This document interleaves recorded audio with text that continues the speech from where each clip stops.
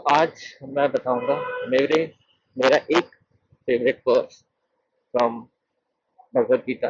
वैसे सारा भगवत गीता समझने के लिए तो हर किसी के टाइम लगेगा, लेकिन मेरे कुछ गिने चुने वर्स हैं जो मैं बहुत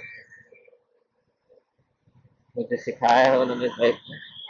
चीजें क्या करनी है, कैसे करनी है और कैसे उसे समझना है। So I keep it very near and dear.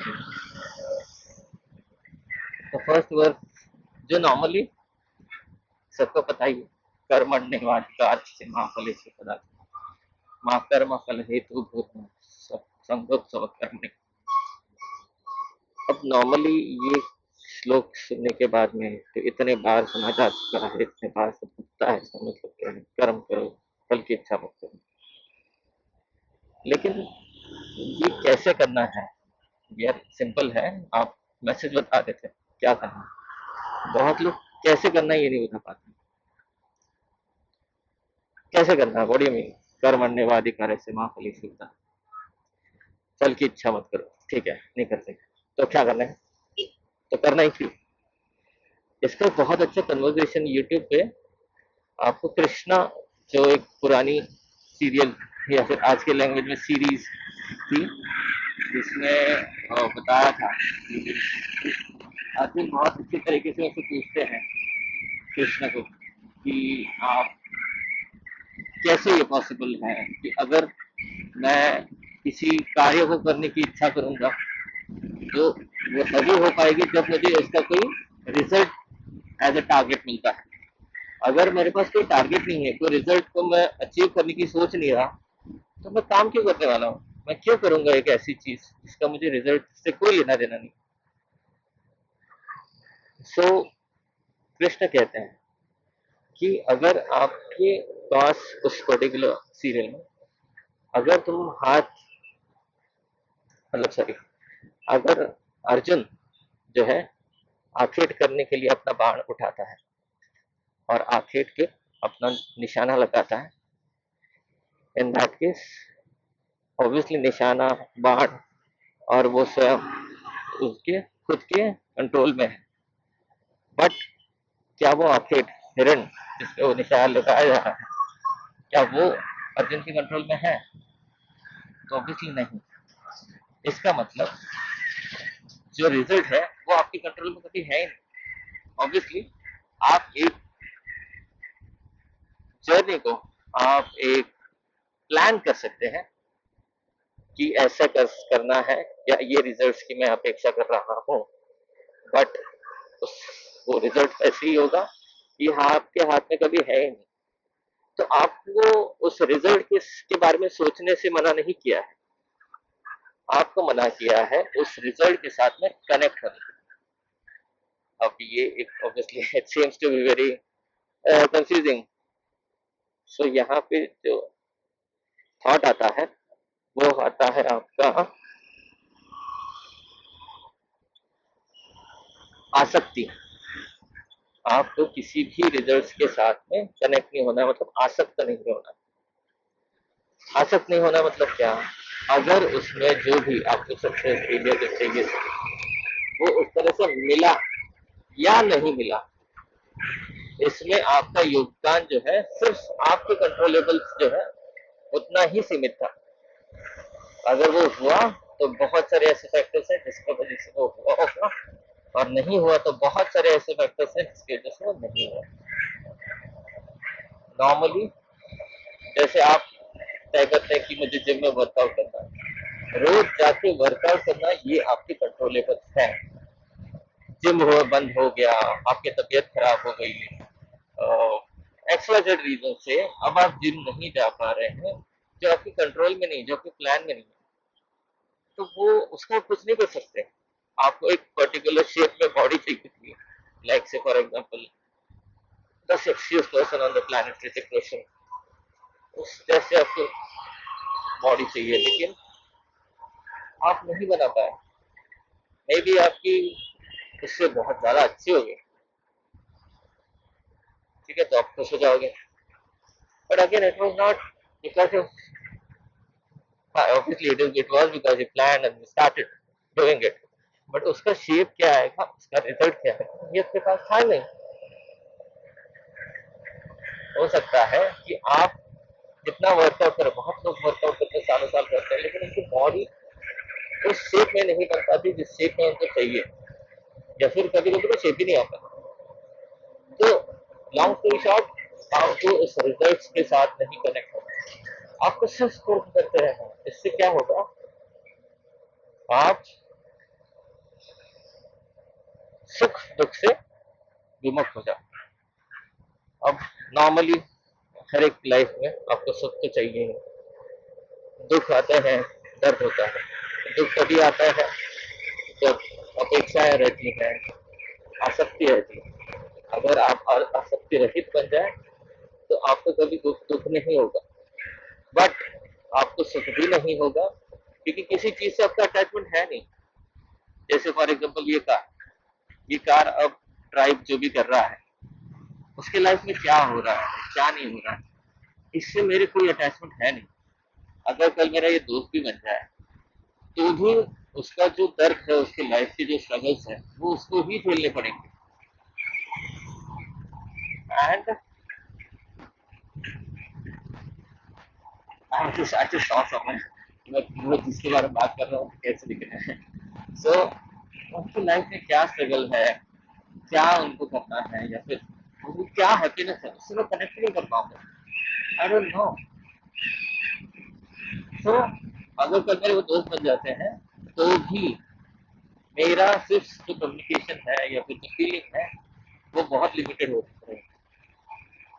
तो आपको यही समझना है कि जब भी आप किसी चीज से कनेक्टेड नहीं होते, उस चीज से आपका सुख और दुख दोनों भी डिटैच हो जाते हैं। अब आपको कर्मण्यवाधिकार से इस चीज में आपको कर्म करते रहना है। अगर आप सुख दुख से अगर डिटैच हो गए तो आप उस कर्म को क्यों करें, क्योंकि कर्म तो करना ही पड़ेगा। कर्म करे किए बिना आप रह ही नहीं सकते। ना करना भी एक डिसीजन है कर्म का। आप अगर खाना नहीं खाओगे तो ना खाना भी एक कर्म है कि आपने खुद को रोका है खाना खाने से। या बहुत ज्यादा खाना खाना भी आपका डिसीजन है कि आप खुद को रोक नहीं पा रहे हो। आप अपने इंद्रियों से इतने कनेक्ट हो चुके हैं कि आप खुद को रोक नहीं पा रहे हो। कैसे रहे भाई, सॉरी। तो आपको ये समझना है कि कर्म जो है आपको करने ही है। अब उसे किस तरह से करना है, तो डिटैच होकर करना है। हमने अपना काम पूरे लगन से, पूरे 110% देखिए किया। हम रोज सुबह उठे, हम जिम गए, हमने वेट्स उठाए, हमने प्रोटीन इंटेक अच्छे से लिया, in form of normal natural intake food और else protein, whey proteins and everything. तो आप अपनी तरफ से एफर्ट्स कर सकते हैं, लेकिन उसका रिजल्ट किस शेप में आएगा ये आपके हाथ में है नहीं। और ये मत समझिए कि भगवान के हाथ में है। भगवान श्री कृष्ण सुप्रीम लॉ, और क्यों डाल दे। हाँ, तो सुप्रीम लॉर्ड भी यही कहते हैं, क्योंकि कृष्ण इस एपिसोड में पूछते हैं कि अगर इसी श्लोक के बारे में चर्चा होती है, तब वो पूछते हैं कि अर्जुन कहते हैं कि फल जो है अगर भाग्य पे निर्भर है, मेरे भाग्य में क्या है, तो मैं कर्म ही क्यों करूं। भाग्य के हिसाब से जो मुझे मिलना है वो तो मिलेगा, जो नहीं मिलना है वो नहीं मिलेगा। लेकिन कृष्ण कहते, और अगर मैं आपसे प्रार्थना करता हूँ, कृष्ण पूछते भाग्य कौन लिखता है, भाग्य कौन बनाता है, तब अर्जुन कहते हैं कि भाग्य तो भगवान बनाते हैं, आप बनाते हैं। तब वो कहते हैं कि नहीं, भाग्य मैं नहीं लिखता और ना ही मैं उसको मिटाता हूँ। भाग्य आप आपके कर्मों से लिखते हैं। तो ये कर्म वो है जिससे आप सुख दुख से जुड़ चुके हैं। क्योंकि अगर कोई कर्म आपको दुख देता है, आप गुस्सा, एंगर, दोनों एक ही, गुस्से में या फिर रिवेंज में या फिर एनवियस स्टेट में उसको एग्जीक्यूट करते हो, और उसके नेगेटिव इम्पैक्ट आप पे या फिर आप जिसको देना चाहते हो उस पर आते हैं। सो इस वजह से आपके वो कर्म बनते हैं और आपका भाग्य बनता है।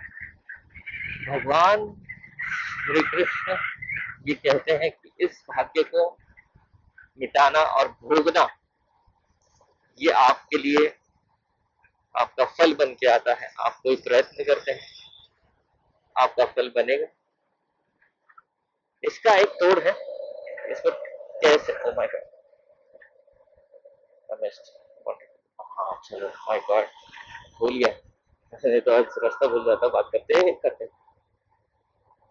इसका एक हैक है, आप किस तरह से अपने भाग्य को ठीक किए कर सकते हैं, या फिर सो कैसे उसका जो इंटेंसिटी है, अगर कुछ नेगेटिव है आपके कर्मों का फल, उसका इंटेंसिटी कैसे कम कर सकते हैं, but that will come some other day.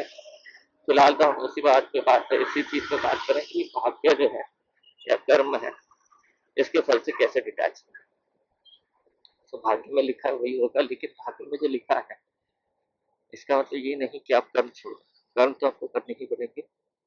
उस कर्म से जब डिटैच हो जाओगे, जैसे फॉर एग्जाम्पल एक यूट्यूब पे मैंने रील देखी थी कि रोज रात को आप जो भी काम करें, रात को मतलब आप पूरे दिन में जो भी काम करें, और रात को आप प्रभु के सामने हाथ जोड़ के बैठे और अपने सारे कर्म प्रभु को एज भोग या फिर अर्पण कर दें, ताकि इसके शुभ अशुभ जो भी कर्म के फल है ये जल जाए।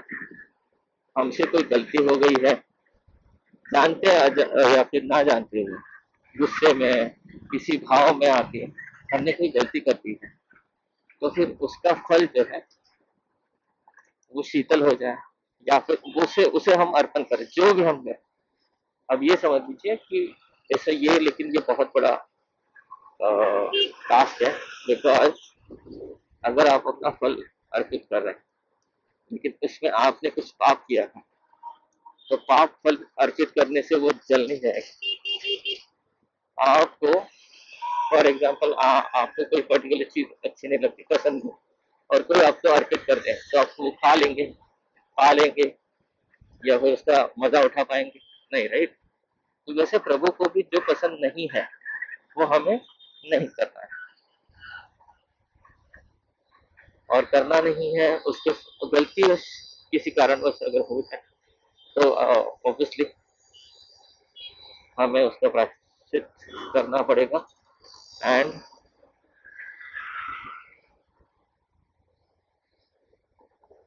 हमें उसके बारे में हमेशा नम्र रहना चाहिए, ताकि हमसे वापस ऐसी गलतियां ना हो पाए भावना विवश होकर। तो हमें अपने वही कर्मों के फल अर्पित करने हैं जो भगवान को पसंद आए, जो भगवान ग्रहण कर सकें और हमारी गलतियों को माफ कर सकें। ठीक है, धीरे से ये लगा ट्रैफिक। सो या ये ये जो एक्सप्लेनेशन है वो उस एपिसोड में बहुत अच्छी तरीके से बताई है। माय गॉड, मतलब seriously Ravan Sagar has given such a hard work input, ताकि लोगों को तब असली मैसेज उसमें से पता चले, उसका जो रस है, उसका जो मीनिंग है वो पता चले। बहुत अच्छे रेफर्ट्स लिए हैं। तो ये श्लोक बहुत ज़्यादा डीप नॉलेज देता है। ऑब्वियसली मैंने जितना बताया है वो बहुत ऊपर से है, आपको उसको अंदर से समझना पड़ेगा कि कैसे अगर मैं कह रहा हूँ ना कि आपको के कर्म के फल त्यागने हैं, से आसक्ति नहीं रखनी है, तो वो भी समझना पड़ेगा। मतलब कैनॉट से कि यस ओके लेट्स, आज से मैंने उसको त्याग दिया। आप इसे खुद पढ़ें, इसको इंटरप्रेट करें कि हम कैसे कर सकते हैं, डिटैचमेंट कैसे हो सकता है। जैसे हम डांट देते हैं, हमें लगता है कि हाँ चलो ठीक, अब उसको क्या हो गया, मतलब खाना खाया तो पेट भर गया, इसका हम एंजॉय नहीं करते रहे कि हाँ उसका पेट भरा तो मैं एंजॉय कर लिया। हम हम दे के निकल जाते हैं, खाना हो पैसा हो जो भी हो। सो आज के लिए इतना ही। इसी श्लोक पे आप ज़्यादा मनन करें। ये मेरी लाइफ में जितनी चीज़ें आई, जितना प्रॉब्लम्स या सक्सेस आएगी जो भी है, इससे कनेक्ट होने के बाद में ये पता चलता है कि यार ये तो रिजल्ट्स अपने जो भी एफर्ट्स, चलो हमने एफर्ट तो करने ही थे, लेकिन ये तो सब जो भी दिया गया है अच्छा, वो प्रभु की कृपा से मिला है।